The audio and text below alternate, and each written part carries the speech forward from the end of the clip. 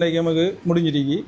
சரி, இப்போ நீங்கள் சொல்லுங்க, இப்போ ஒரு கஸ்டமர் லைட் இஷ்யூன்னு சொல்லி ஃபோன் கொண்டு வந்தால் நீங்கள் எங்கேருந்து ஆரம்பிங்க, எங்கே செய்வீங்க, செக் பண்ணி? ஒரு ஃபோனில் லைட் செக்ஷன் அப்படி வந்தால் ஒரு ஃபோன் வந்து பிளக்காக தான் வரும் கூடுதலாக.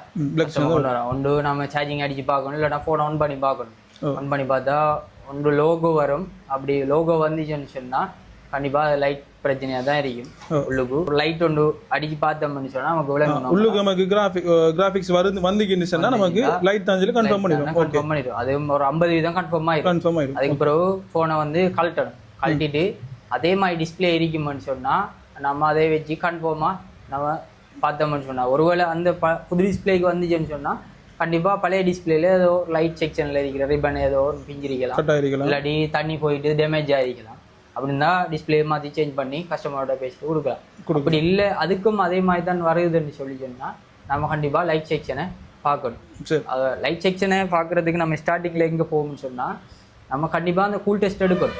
கூல் டெஸ்ட் எடுக்கிறதுக்கு போனியை ஓப்பன் பண்ணி லைட் செக்ஷனுக்கு போய் லைட் செக்ஷனில் இருக்கிற அவ்வளோ இதையும் நம்ம வந்து ஜிஆர் வேல்யூ எடுக்கணும். இப்போ அனோத் லைனில் நம்மளுக்கு ரீடிங் வந்து நார்மலாக 350 650 வரணும். கெதோட் லைனில் நம்மளுக்கு லெக் ஐசின்னு சொன்னால் வந்து பீட் சவுண்ட் அடிக்கும். அதே போல் ஐசின்னு சொன்னால் வந்து நமக்கு ஜிஆர் வேல்யூ வரும்.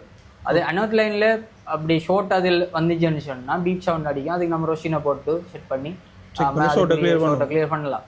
அப்படி அதில் எல்லாத்துலேயும் ஜிஆர் வேல்யூ வந்துச்சுன்னு சொன்னால் நம்ம ஹொட் டெஸ்ட் எடுக்கணும். ஹொட் டெஸ்ட் எடுக்கிறதுக்கு கண்டிப்பாக ஒன்று பெட்டியோட கனெக்ட் பண்ணியிருக்கணும், இல்லைன்னா சார்ஜ் அடிச்சிக்கணும், டிஸ்பிளேயும் கனெக்டில் இருக்கணும். அடிச்சுட்டு அந்த குறிப்பிட்ட அந்த செக்ஷனுக்கு போயிட்டு நம்ம ஃபுல்லாக வந்து வோல்டேஜ் செக் பண்ணி பார்க்கணும். வோல்டேஜ் வந்து அதாவது ஒன் பண்ணாமலுக்கு பெட்டியை மட்டும் கனெக்ட் பண்ணிவிட்டு டிஸ்பிளே ஆஃப் டைமில் இருக்கக்குள்ள நம்ம அதாவது ஹாட் டெஸ்ட் எடுத்து பார்க்கணும்.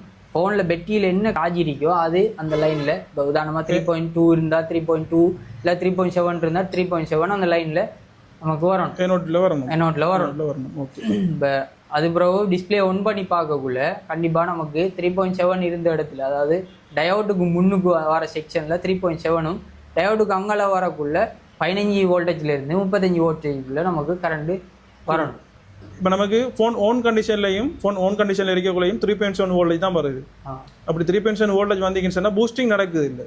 பூஸ்டிங் நடக்கலன்னு சொன்னால் என்ன இஷ்யூவாக இருக்கும்? பூஸ்டிங் நடக்கலாம் கண்டிப்பாக பூஸ்ட் கோயில் பிரச்சனையாக இருக்கலாம். அப்படி இல்லைண்டா ஐசியில் PWMன்னு சொல்லி ஒரு லைன் ஒன் பிரிக்கி அதுன்னு சொல்லி அதுக்குரிய வோல்டேஜ் வருதான்னு சொல்லி பார்த்தோம்னு சொன்னால் அதுவும் அந்த பிரச்சனையாக இருந்தாலும் அதை பூஸ்ட் ஆகாமல் இருக்கும் வோல்டேஜ். ஓகே, நம்ம அதை ஸ்டெப் பை ஸ்டெப்பாக செக் பண்ணி பார்க்கணும். சரி, ஓகே.